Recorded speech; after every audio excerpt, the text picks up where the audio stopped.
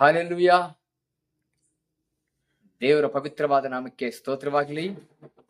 ಈ ಒಂದು ಮುಂಚಾನೆಯಲ್ಲಿ ದೇವರ ವಾಕ್ಯವನ್ನು ವೀಕ್ಷಿಸುವ ಎಲ್ಲ ಆತ್ಮೀಯರಿಗೆ ಯೇಸು ಕ್ರಿಸ್ತನ ಮಧುರವಾದ ನಾಮದಲ್ಲಿ ನಿಮಗೆ ವಂದನೆಗಳನ್ನ ಸಲ್ಲಿಸ್ತೇನೆ. ಪ್ರಿಯ ದೇವರ ಮಕ್ಕಳೇ, ಈ ಒಂದು ಮುಂಚಾನೆಯಲ್ಲಿ ನಾವು ದೇವರ ವಾಕ್ಯವನ್ನ ಓದಿಕೊಳ್ಳೋಣ. ಜ್ಞಾನೋಕ್ತಿ 16ನೇ ಅಧ್ಯಾಯ 2ನೇ ವಚನವನ್ನ ನಾವು ಓದಿಕೊಳ್ಳೋಣ. ವಾಕ್ಯ ಹೀಗೆ ಹೇಳ್ತದೆ: ಮನುಷ್ಯನ ನಡತೆಯೆಲ್ಲ ಸ್ವಂತ ದೃಷ್ಟಿಗೆ ಶುದ್ಧ, ಯೆಹೋವನು ಅಂತರಂಗವನ್ನೇ ಪರೀಕ್ಷಿಸುವನು. Amen, hallelujah. ಪ್ರಿಯ ದೇವರ ಮಕ್ಕಳೇ, ಅದೇ ರೀತಿಯಾಗಿ ನಾವು 21ನೇ ಜ್ಞಾನೋಕ್ತಿ 2ನೇ ವಚನ ಓದುವಾಗ ಅಲ್ಲಿಯೂ ಸಹ ಇದೇ ಒಂದು ವಾಕ್ಯವನ್ನ ಅಲ್ಲಿ ಹೇಳ್ತದೆ. ಏನಂತ ಹೇಳಿದ್ರೆ, ನರನ ನಡತೆಯು ಸ್ವಂತ ದೃಷ್ಟಿಗೆ ನೆಟ್ಟಗೆ, ಯೆಹೋವನು ಹೃದಯವನ್ನೇ ಪರೀಕ್ಷಿಸುವನು. ಆಮೆನ್. ನೋಡ್ರಿ, ಇಲ್ಲಿ ದೇವರ ವಾಕ್ಯ ಹೇಳ್ತದೆ, ನರನ ನಡತೆ ಸ್ವಂತ ದೃಷ್ಟಿಗೆ ನೆಟ್ಟಗೆ ಅಂತೆ.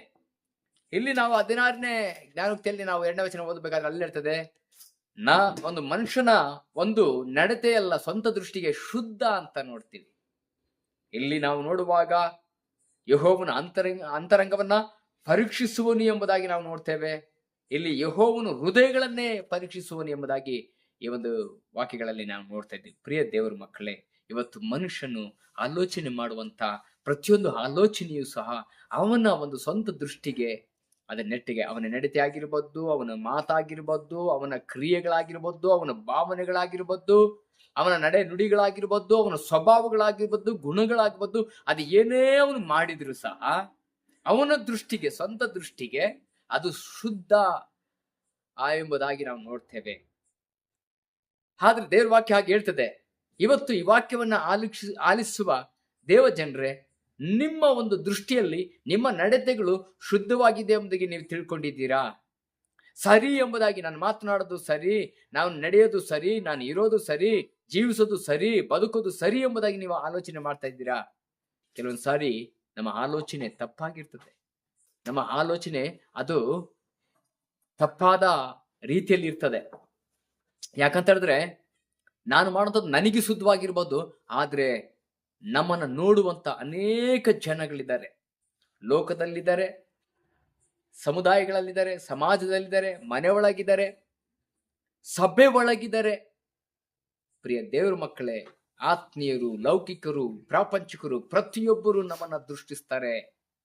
ಆದ್ರೆ ನಾವು ಮಾಡುವಂಥದ್ದು ಎಷ್ಟು ಸರಿ ಎಂಬುದಾಗಿ ನೀವು ಯೋಚನೆ ಮಾಡಬೇಕು, ನಾನು ಯೋಚನೆ ಮಾಡಬೇಕು.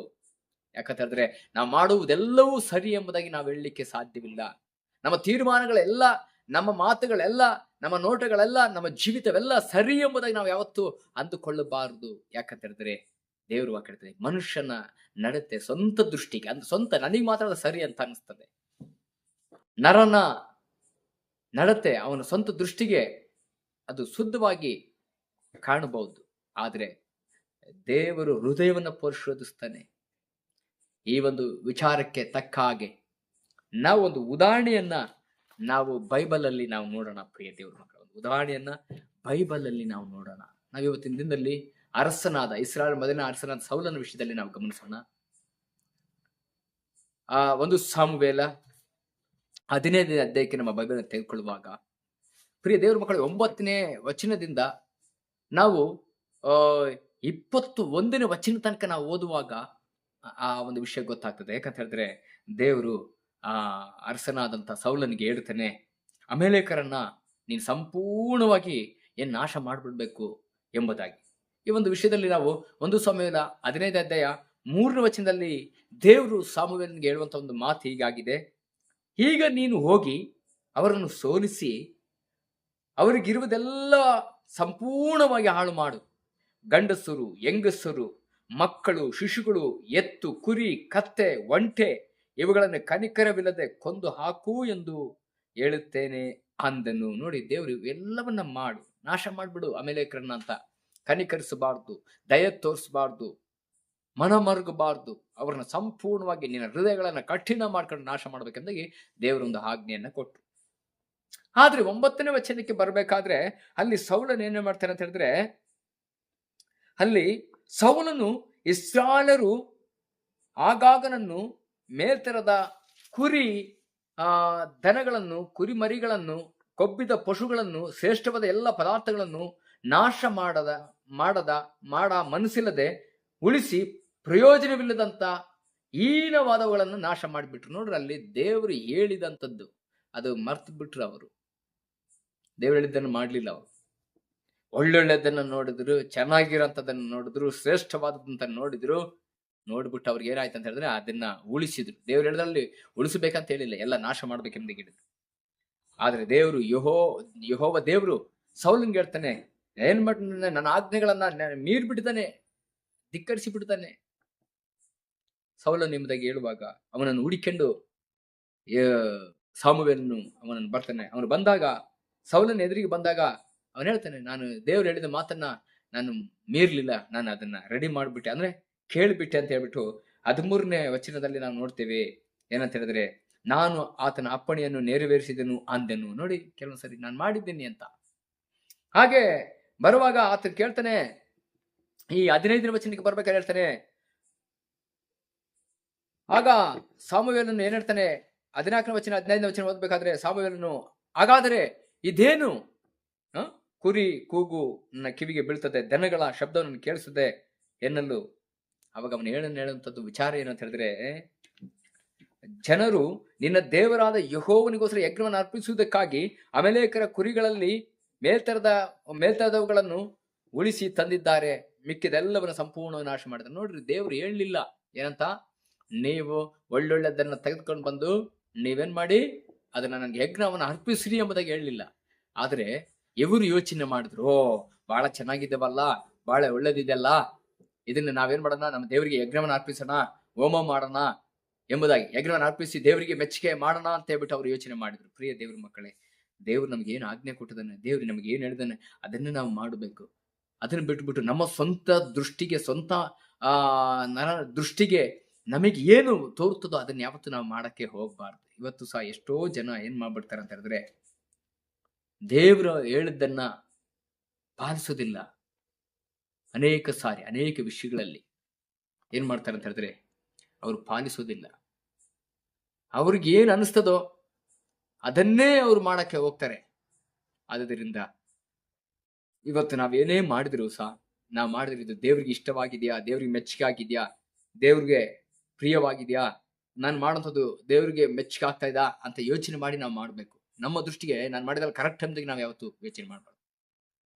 ಆದ್ರೆ ಸೌಲನ್ನ ಕೇಳುವಾಗ, ಪ್ರಿಯ ದೇವ್ರ ಮಕ್ಕಳೇ, ನಾನು ಉಲ್ಲಂಘಿಸಿಲ್ಲ. ಜನರು ಗಿಲ್ಗಾಲಿಗೆ ದೇವರ ಯಜ್ಞವನ್ನು ಅರ್ಪಿಸೋದಕ್ಕೆ ಇವನ್ನೆಲ್ಲ ತೆಗೆದುಕೊಂಡು ಬಂದಿದ್ದಾರೆ ಎಂಬುದಾಗಿ. ನೋಡಿ ಪ್ರಿಯ ದೇವ ಜನರೇ, ನಾವು ಸಹ ಇವತ್ತೆಷ್ಟೋ ಬಾರಿ ದೇವರ ಆಲೋಚನೆಯನ್ನು ಬಿಟ್ಟು, ದೇವರ ಮಾತನ್ನ ಬಿಟ್ಟು, ದೇವರ ಆಜ್ಞೆಗಳನ್ನ ಬಿಟ್ಟು, ದೇವರ ಕಾರ್ಯಗಳನ್ನ ಬಿಟ್ಟು, ನಮ್ಮ ಒಂದು ಸ್ವಂತ ಕಾರ್ಯಗಳು, ಸೇವೆ ವಿಷಯಗಳಲ್ಲಾಗಿರ್ಬೋದು ತೀರ್ಮಾನಗಳು, ಸುವಾರ್ತೆ ವಿಷಯದಲ್ಲಿರುವಂತಹ ತೀರ್ಮಾನಗಳು, ಆತ್ಮಗಳ ವಿಷಯದಲ್ಲಿರುವಂತಹ ತೀರ್ಮಾನಗಳು, ಸಭೆ ವಿಷಯದಲ್ಲಿರುವಂತಹ ತೀರ್ಮಾನಗಳು, ಅನೇಕ ಆಲೋಚನೆ, ನಮಗೇನು ಆಲೋಚನೆ ಬರ್ತದೋ ಅದನ್ನ ನಾವು ಏನ್ ಮಾಡ್ಬಿಡ್ತೀವಿ, ಸರಿ ಎಂಬುದಾಗಿ ನಾವು ಹೇಳ್ಬಿಡ್ತೀವಿ. ಪ್ರಿಯ ದೇವ್ರ ಮಕ್ಕಳೇ, ಆದ್ರೆ ದೇವರಿಗೆ ಇದು ಸರಿ ಇದೆಯಾ, ನಾನು ಮಾಡೋದು ಸರಿ ಇದೆಯಾ ಎಂಬುದಾಗಿ ನಾವು ಯೋಚನೆ ಮಾಡೋದು ಬಹಳ ಪ್ರಾಮುಖ್ಯತೆ. ಆದ್ರಿಂದ ನಮ್ಮ ದೃಷ್ಟಿಗೆ ಸರಿ ಬೀಳೋದಲ್ಲ, ನಾವು ಮಾಡುವಂಥದ್ದು ದೇವರಿಗೆ ದೃಷ್ಟಿಗೆ ಸರಿ ಬೀಳ್ತದಾ ಎಂಬುದಾಗಿ ನಾವು ನೋಡ್ಬೇಕು. ಯಾಕಂತಂದ್ರೆ ದೇವರು ನಮ್ಮ ಹೃದಯವನ್ನು ಪರಿಶೋಧಿಸುವನು, ನಮ್ಮ ಅಂತರಂಗವನ್ನು ಪರೀಕ್ಷಿಸುವನು ಆತನಾಗಿದ್ದಾನೆ. ಆದ್ರಿಂದನೇ ನಾವು ನೋಡ್ತೀವಿ, ಯೆರೆಮೀಯ 17:10 ಇರ್ತದೆ, ಅವನವನ ನಡತೆಗೆ ತಕ್ಕಂಥ ಪ್ರತಿಫಲ ಕೊಡುವಂತ ದೇವರು ಆತನ ಹೃದಯವನ್ನೇ ಪರೀಕ್ಷಿಸುವಂತ, ಅಂತರಂಗವನ್ನು ಪರೀಕ್ಷಿಸುವಂತ ದೇವರು ಆತನಾಗಿದ್ದಾನಂತೆ. ಖಂಡಿತವಾಗಿ ದೇವರ ಮುಂದೆ ನಮ್ಮ ಹೃದಯಗಳು ಸರಿ ಇದೆಯಾ, ನಮ್ಮ ತೀರ್ಮಾನ ಸರಿ ಇದೆ, ನಮ್ಮ ಮಾತು ಸರಿ ಇದೆ, ನಮ್ಮ ನಡೆ ಸರಿ ಇದೆ, ನಮ್ಮ ನೋಟ ಸರಿ ಇದೆ, ನಮ್ಮ ಗುಣ ಸರಿ ಇದೆ, ನಮ್ಮ ಸ್ವಭಾವ ಸರಿ ಇದೆ, ನಮ್ಮ ಹೋಗುವಂತ ದಾರಿ ಸರಿ ಇದೆಯಾ, ನಾವು ಫಸ್ಟ್ ನೋಡ್ಬೇಕು. ನಮಗೆ ಕಾಣೋದೆಲ್ಲ ಸರಿನೇ, ನಾವು ಮಾಡೋದೆಲ್ಲ ಸರಿನೇ ಅನಿಸ್ತದೆ, ಆದ್ರೆ ದೇವರಿಗೆ ಸರಿ ಇದೆ ಅನ್ನುವಂಥದ್ದು ನಾವು ಯೋಚನೆ ಮಾಡಬೇಕು. ಒಂದು ನಿಮಿಷ ನಾವು ಆಲೋಚನೆ ಮಾಡೋಣವ. ನಾವು ಮಾಡುವಂಥ ತೀರ್ಮಾನಗಳು, ಮಾಡುವಂಥ ಕಾರ್ಯಗಳು, ಅದು ನನ್ನ ದೃಷ್ಟಿಗೆ, ನಿಮ್ಮ ದೃಷ್ಟಿಗೆ ಸರಿ ಇದ್ರು ಅದು ದೇವರಿಗೆ ಸರಿ ಇದೆಯಾ? ಯಾಕಂದ್ರೆ ನಮ್ಮ ಅಂತರಿಂದವನ್ನ ದೇವರು ಪರಿಶೋಧಿಸ್ತಾರೆ ಅಂತ ನಾವು ಯಾವತ್ತು ಮರಿಬಾರ್ದು. ಆದ್ರಿಂದ ನಮ್ಮ ನಡತೆಗಳನ್ನ ನಮ್ಮ ದೃಷ್ಟಿ ಸರಿಪಡಿಸಿಕೊಳ್ಳೋದಕ್ಕಿಂತ ಹೆಚ್ಚಾಗಿ ನಮ್ಮ ನಡತೆ ದೇವರ ದೃಷ್ಟಿಗೆ ಸರಿ ಇದೆಯಾ ಎಂಬುದಾಗಿ ನಾವು ಪರೀಕ್ಷಿಸಿ ನಮ್ಮನ್ನೇ ನಾವು ಸರಿಪಡಿಸಿಕೊಳ್ಳೋಣ. ನಮ್ಮನ್ನು ಒಪ್ಪಿಸಿಬಿಟ್ಟು ಪ್ರಾರ್ಥನೆ ಮಾಡೋಣ. ಪ್ರಾರ್ಥನೆ, ಈ ವಾಕ್ಯವನ್ನು ಕೊಟ್ಟಂತ ನೀನಾಗಿದ್ದಿ, ಈ ವಾಕ್ಯವನ್ನು ಕೇಳಿದರೆ ಇದು ಮನುಷ್ಯನಿಂದ ಬಂದಂತ ಮಾತಾಗಿದೆ, ದೇವರಿಂದ ಬಂದಂತ ಮಾತಾಗಿ ಸ್ವೀಕರಿಸಿಕೊಂಡು, ಹೌದು ತಮ್ಮ ನಡತೆಗಳೇ ಎಲ್ಲವೂ ಸರಿ ಎಂಬುದಾಗಿ ಅವರು ಅಂದ್ಕೊಳ್ಳೋದಕ್ಕಿಂತ ಹೆಚ್ಚಾಗಿ ದೇವರು ನಮ್ಮ ಹೃದಯವನ್ನು ಪರಿಶೋಧಿಸ್ತಾನೆ. ಆತನಿಗೆ ತಕ್ಕಂತೆ ನಾವು ನಡಿಬೇಕೆಂಬುದಾಗಿ ಪ್ರತಿಯೊಬ್ಬರು ಒಪ್ಪಿಸಿಕೊಟ್ಟು ನಿನ್ನ ಚಿತ್ತಾನುಸಾರ ನಡೆಯಲು ಸಹಾಯ ಮಾಡು, ಕೃಪೆ ಕೊಡಪ್ಪ. ಹಾಗೆ ಮಾಡೋದಕ್ಕಾಗಿ ಸ್ತೋತ್ರ. ಎಲ್ಲ ಘನಮಾನವನ್ನು ಸಲ್ಲಿಸು ಯೇಸು ಕ್ರಿಸ್ತನ ಹೆಸರಿನಲ್ಲಿ. Amen. Amen. God bless you.